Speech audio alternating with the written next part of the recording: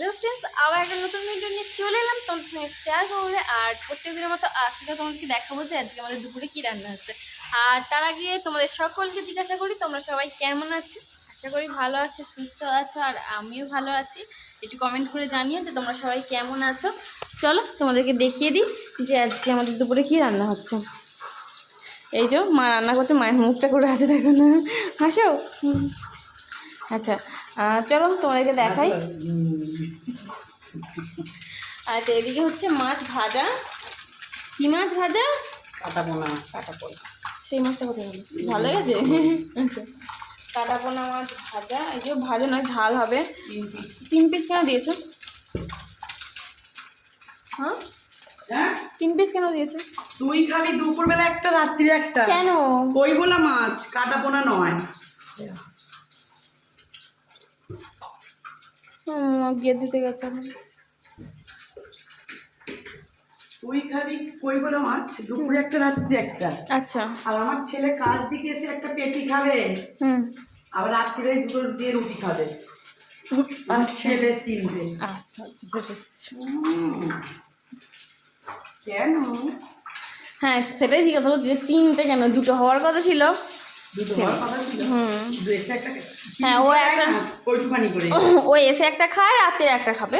পিসগুলো কইটুখানি করে দেখতে পাচ্ছিস? খুব বড় বড় পিস নাকি এগুলো? আর কি রান্না হচ্ছে?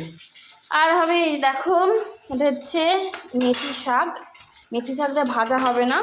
এই যে দেখো, করলা দিয়ে, বেগুন দিয়ে, আলু দিয়ে, মাছের মাথাটা দিয়ে, বড়ি দিয়ে, সব দিয়ে ঝাল হবে, তাই তো?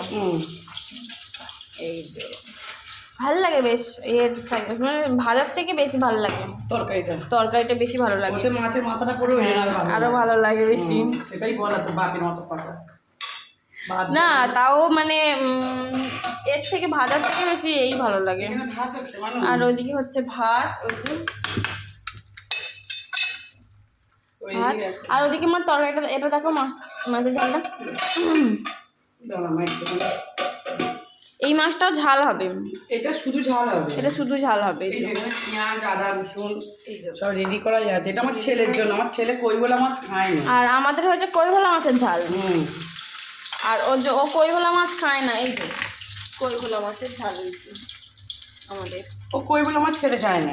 একটু জুস বেশি করে রেখেছি, রুটি দিয়ে খাবি বেলা, বুঝলি? ওই জন্য একটু বেশি জুসটা মানে একটু গায়ে গায়ে করলে হতো, চচ্চড়ি হচ্ছে, আর এমনি রুটি দিয়ে খাবি তো না। আর সেই জন্য আমাদের জন্য যে কইভোলা মাছ হয়েছে, আর ওর জন্য কাটাপোনা হচ্ছে, কারণ ও কইভোলা মাছ খায় না। চচ্চড়িটাও খাবে না। হ্যাঁ, চচ্চড়িও খাবে না। যে এই যে চচ্চড়িটা করছে, এটা খাবে না। সেই জন্য বেগুন ভেজে দিতে হবে। আর নাহলে মাছ নাহলে ওর মাছ দিয়েই খাওয়া হয়ে যাবে। ওর এই যে মাছ রেখে দিয়েছে, মাছ দিয়েই খাওয়া হয়ে যাবে। জানিস তো, নাহলে না নরম হয়ে যাবে ভাতটা। হ্যাঁ, বুঝলি? একটুখানি সেই দিনকে কিসের জন্য একটুখানি শুধু ঘরে গেছে, ব্যাস নরম হয়ে গেছে। বলো মা? হ্যাঁ হ্যাঁ, ওই জন্য বলছি। আমি কোন দিক দিয়ে দেখাবো সেটাই বুঝতে পারছি না। এই যে দেখো, একটা আলু দিয়েছো। আমি রাত্রে খাবো। আচ্ছা, মুড়ি খাবো আমি। তুই রুটি খাবি? পোকা রুটি খাবে। আমি আলু সিদ্ধ দিয়ে মুড়ি রান্না করবো, আর মাছের ঝাল আছে, ওই যে মুড়ি খাবো।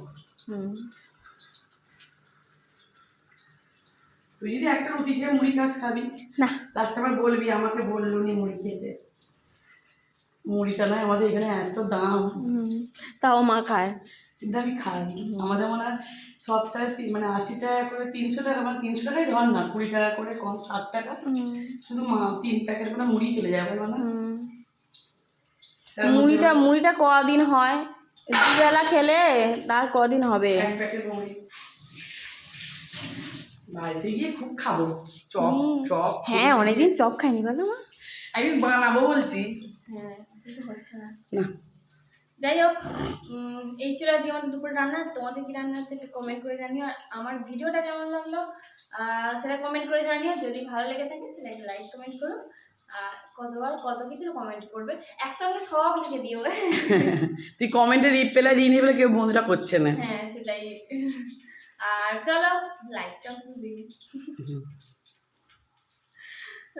চলো এখনকার মতো সবাইকে টাটা বাই বাই, আবার দেখা হবে পরের ভিডিওতে। চলো সবাইকে টাটা।